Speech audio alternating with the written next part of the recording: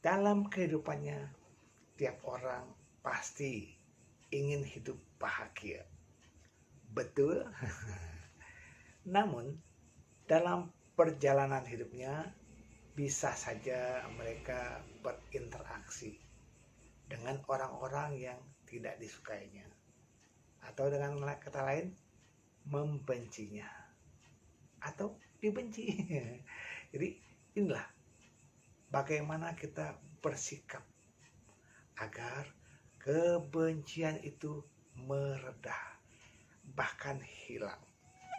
Baik, akan saya angkat dari kitab suci Dhammapada bab 21 tentang Pakinakawaga tentang bunga rampai. Saya akan angkat dari syair 291 yang berbunyi demikian. Barang siapa menginginkan kebahagiaan bagi dirinya sendiri dengan menimbulkan penderitaan pada orang lain, maka tidak akan terbebas dari kebencian. Ia akan terjerat dalam kebencian, ya. Jadi kalau kita mau bahagia tetapi dengan membenci orang lain, akhirnya kita terjerat dalam kebencian.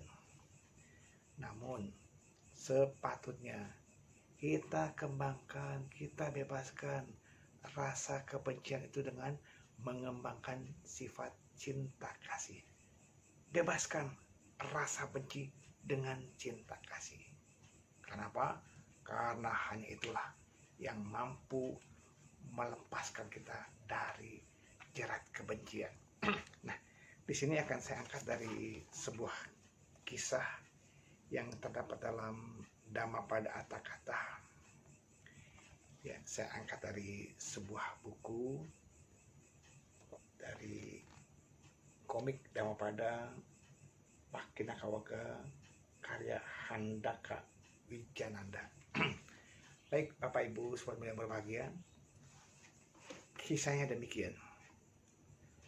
Seorang nelayan dari Pandupura sedang dalam perjalanan menuju ke Sawati. Seorang nelayan yang berjalan menuju ke Sawati.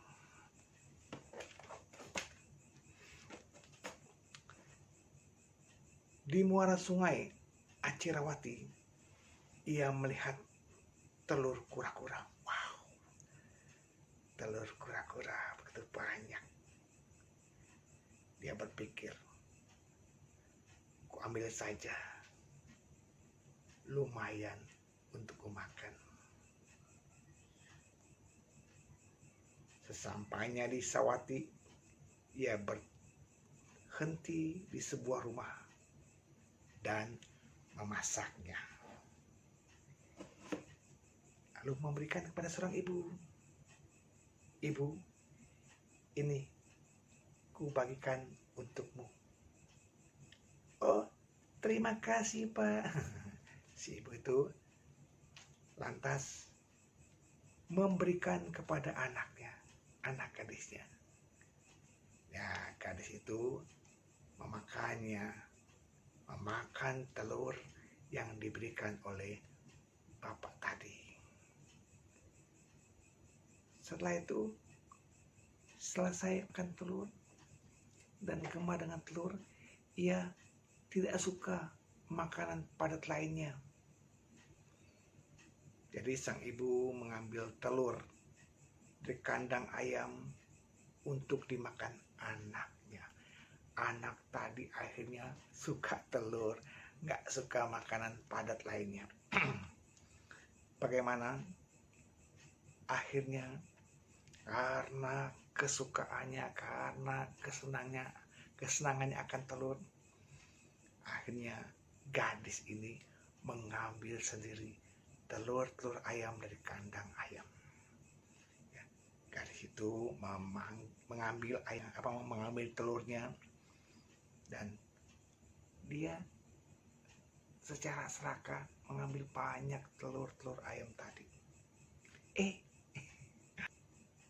telur-telur tadi diambil oleh gadis tadi. Akhirnya induk ayam itu memperhatikan setiap kali gadis itu ngambil telur. Diperhatikan dengan seksama. Ayam itu berpikir, setelah aku meninggal, semoga aku terlahir sebagai siluman yang bisa memakan anak-anakmu. Bagaimana Bapak Ibu sobat muda? Ayam itu begitu tersinggung, begitu dendam terhadap gadis yang mengambil telur-telurnya.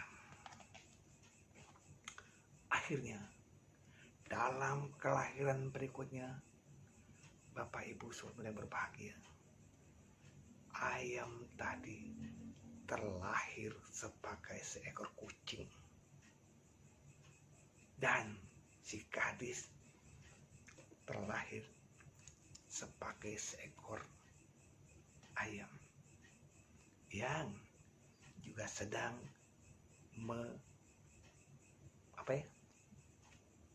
memerami telur-telurnya. Nah, pada saat induk ayam itu pergi, si kucing makan telur dari ayam tadi. Kenapa? Karena dendam dalam kehidupan lampau terbawa. Oleh karena itu Bapak Ibu yang berbahagia, dendam yang terbawa akhirnya terlahir kembali sebagai musuh.